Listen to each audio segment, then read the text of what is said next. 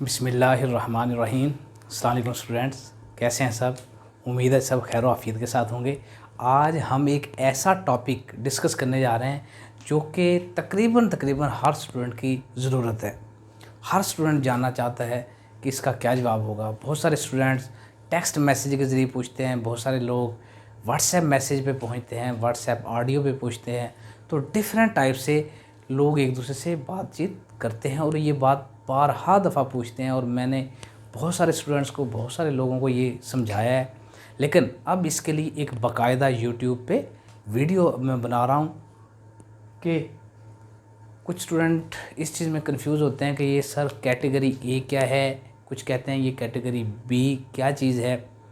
तो इसमें हमेशा कन्फ्यूजन रहता है कुछ लोगों को, और ख़ास तौर पे वो लोग जो नए हैं, यानी कि जिन्होंने नया मैट्रिक पास किया है या मैट्रिक के बाद उन्होंने एफएससी की है। तो ये वीडियो उन लोगों के लिए बहुत ही अहम है। तो अगर आपको ये वीडियो पसंद आए, लाइक करें, सब्सक्राइब करें, शेयर करें, कमेंट करें। और अगर आपसे कोई ऐसे दोस्त आपके जानने वाले हैं जो पूछते हैं कि जी ए कैटेगरी क्या होती है, बी कैटेगरी क्या होती है, असिस्टेंट फार्मासिस्ट क्या होता है जी, फार्मेसी टेक्नीशियन क्या होता है जी, फार्मासिस्ट क्या होता है जी, दवासाज क्या है जी, मावन दवासाज क्या है, ये सारे सवालों का जवाब इसी एक वीडियो में आज आपको मिल जाएगा। तो पहले हम सिलेबस के हवाले से 2 क्वेश्चन क्लियर करते हैं और फिर इसके बाद जनरल हम डिस्कशन करेंगे जो कि बहुत ही ज़्यादा अहम होगी। तो पहले नंबर पे हम क्वेश्चन नंबर 6 डिस्कस करेंगे और उसके बाद क्वेश्चन नंबर 7 डिस्कस करेंगे। क्वेश्चन नंबर 6 में पूछा गया है दवासाज, जिसे हम कहते हैं फार्मासिस्ट, कहता है कि फार्मासिस्ट की रजिस्ट्रेशन के लिए काबिलियत और शराइत क्या हैं।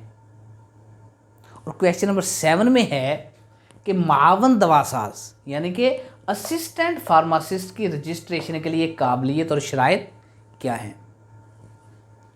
अच्छा, पहली 2 शराइत तो दोनों के लिए सेम है, पहली 2 शराइत दोनों के लिए, बल्कि फार्मेसी अप्रेंटिस के लिए भी सेम है। नंबर 1 कि किसी अदालत ने उम्मीदवार को पागल करार ना दिया हो। नंबर 1 कि कोई भी अदालत, कोई ऐसा उम्मीदवार जिसको अदालत पागल करार दे दे, वो फार्मासिस्ट और असिस्टेंट फार्मासिस्ट के रजिस्टर में उसका इंदराज नहीं हो सकता। ये बात जहन में क्लियर कर लें। नंबर 2 कि किसी अदालत की जानिब से ऐसा उम्मीदवार जिसको किसी अदालत ने इखलाकी जराइम में मुलव्वस करार दिया हो, उसका भी रजिस्टर ए और रजिस्टर बी में, यानी कि फार्मेसी की रजिस्ट्रेशन में फार्मासिस्ट की और असिस्टेंट फार्मासिस्ट की रजिस्ट्रेशन में इंदराज नहीं हो सकता। 2 शराइत हो गई। पहला कि किसी उम्मीदवार को, अदालत ने किसी उम्मीदवार को पागल करार ना दिया हो। दूसरा कि वो जो उम्मीदवार है वो किसी अदालत की जानिब से इखलाकी जराइम में मुलव्विस ना पाया गया हो, जराइम में सज़ा याफ्ता ना हो। नंबर 3 वेरी इम्पॉर्टेंट जो है फार्मासिस्ट, उसके लिए शर्त है उस उम्मीदवार के लिए कि वो किसी यूनिवर्सिटी या इससे मुल्हिका किसी अदारे से फार्मेसी में ग्रेजुएट हो। यानी कि वो स्टूडेंट्स, वो तालिब इल्म जो चाहते हैं कि उनकी रजिस्टर ए में रजिस्ट्रेशन हो जाए और वो अपना फार्मेसी का बड़े लेवल का स्टोर बना सकें, तो उनको चाहिए कि वो किसी अथेंटिक यूनिवर्सिटी से, किसी मानी तानी यूनिवर्सिटी से, और या फिर उससे मुल्हिका किसी अच्छे अदारे से फार्मेसी के सब्जेक्ट में ग्रेजुएट हो। ग्रेजुएट का मीन उसने 14 क्लासेस की हुई हो, ग्रेजुएशन की हुई हो, और मैट्रिक के बाद ये 4 साल का कोर्स होता है। मैट्रिक के बाद 4 साल का कोर्स है बी कैटेगरी के लिए या बी फार्मेसी के लिए या डॉक्टर ऑफ फार्मेसी के लिए। बी फार्मेसी के लिए है 4 साल का कोर्स और डॉक्टर ऑफ फार्मेसी के लिए एफएससी के बाद है 5 साल का कोर्स।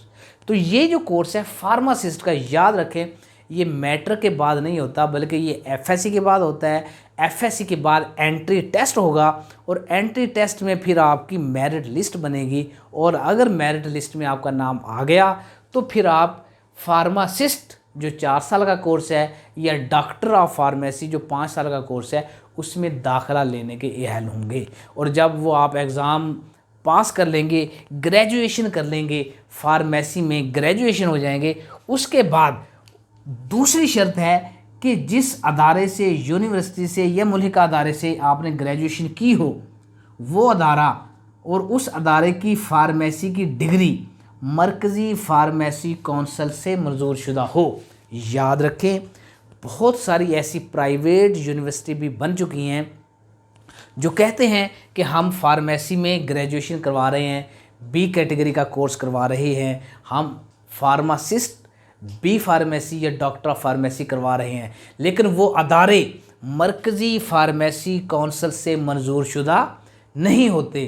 तो जो अदारे करवा रहे हैं ये कोर्स, ग्रेजुएशन करवा रहे हैं, लेकिन मरकज़ी फार्मेसी कौंसल से मंजूर शुदा नहीं है, उनकी डिग्री वैलिड नहीं होगी। और डिग्री वैलिड ना होने की वजह से वो रजिस्टर ए के अंदर अपना इंदराज नहीं करवा सकते।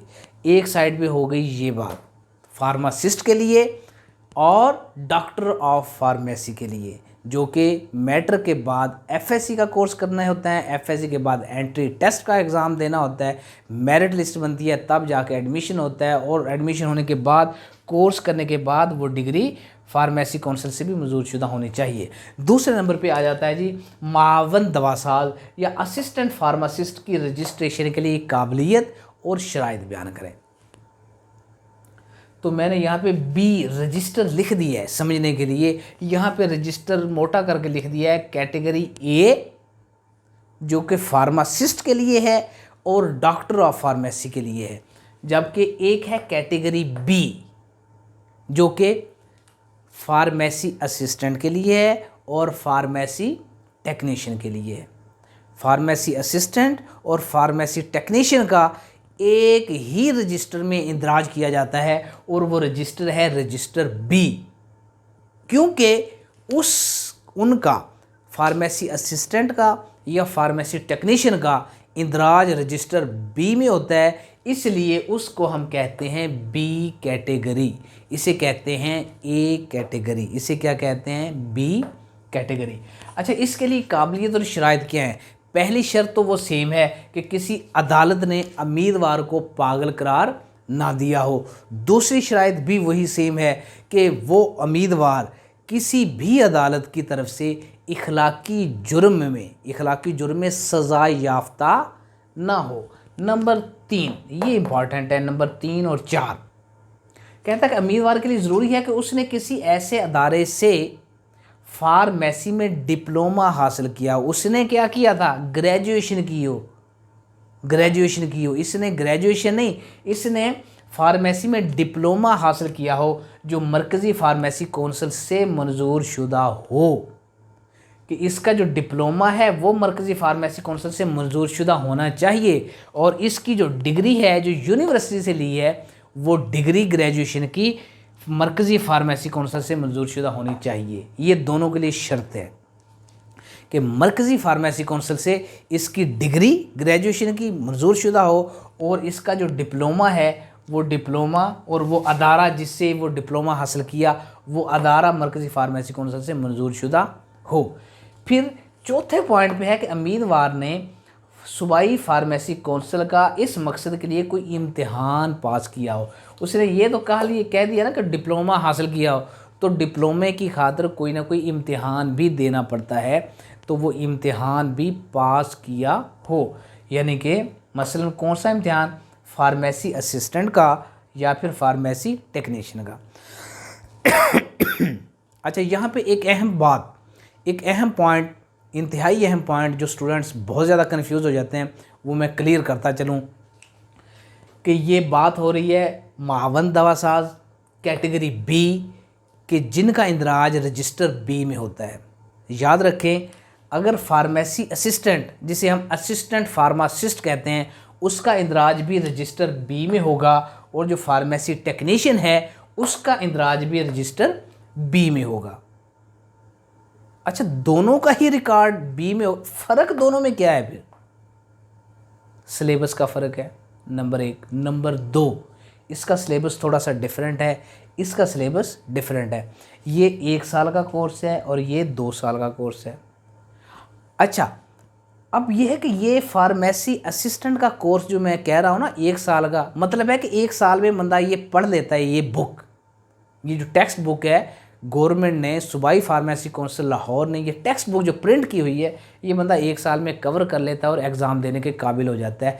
लेकिन इसके लिए शर्त क्या है, ये किसी बाकायदा अदारे से नहीं होता, बल्कि वो स्टूडेंट्स जिन्होंने डिस्पेंसर पास किया हुआ हो, डिस्पेंसर का डिप्लोमा हासिल किया हुआ हो, पंजाब मेडिकल फैकल्टी से डिस्पेंसर कोर्स में जो क्वालिफाइड हों, वो अपने डॉक्यूमेंट्स बी कैटेगरी के लिए जमा करवा सकते हैं। और बी कैटेगरी में जमा करवाने के कुछ साल बाद, पहले जो रूटीन थी सूबाई फार्मेसी काउंसिल की, जो डॉक्यूमेंट्स जमा करवाता था उनका नंबर आता था किसी का 5 साल बाद, 6 साल बाद, 7 साल बाद, या रूटीन जो चल रही थी 8 साल बाद, 9 साल बाद, 10 साल बाद नंबर आता था।